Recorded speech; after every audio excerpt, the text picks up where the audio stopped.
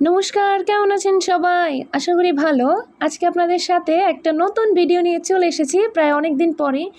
আজকে আমি তৈরি করেছি আমরা সবাই মিলে কানফুল পিঠা। এই পিঠাটার নাম হচ্ছে কানফুল পিঠা, অনেকে বলে লাভ পিঠা। এই পিঠাগুলো বানানো খুবই সহজ। আপনারা রেসিপিটা আমি বলে দিচ্ছি আপনাদেরকে। প্রথমেই আমাদের আন্টি এই পিঠাটা বানাতে আমাদের সাহায্য করছে। প্রথমে কী করবেন?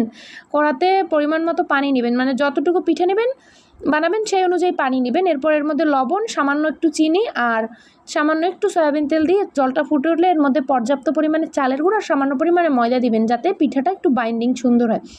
এরপরে এই পিঠাগুলো রুটির মতো বেলে একটার উপর একটা করে পিঠা দিয়ে ছুরি দিয়ে কেটে পিঠাগুলো এক একটা লম্বা লম্বা করে একটা জোড়া দিয়ে ফুল তৈরি করে নেবেন। ফুল তৈরি করা খুবই সহজ, আর পিঠাগুলো তৈরি করাও খুব সহজ। তারপরে এই পিঠাগুলো আমরা সুন্দর করে গ্লাস লাভ শেপ বা কানের মতো লাভ তৈরি করে পিঠাগুলোকে আমরা তেল দিয়ে ভেজে নেব। তারপরে আপনারা শুধু ভাজাও খেতে পারেন, তবে ভাজা দুধে ভিজাইলে খুব সেই টেস্টি হয়। এজন্য আমরা এখানে দিয়েছি 2 লিটারের থেকে একটু বেশি, 2.5 লিটার পরিমাণ দুধ, আর এর সাথে দিয়েছি গুঁড়া দুধ, ইভাপোরেটেড মিল্ক, সব কিছু মিক্স করে এর মধ্যে দিয়েছি এলাচি, লবঙ্গ না, এলাচি, দারচিনি আর তেজপাতা, এগুলো দিয়ে সব কিছু ফুটে উঠলে পরিমাণ মতো চিনি দিতে হবে মিষ্টির জন্য।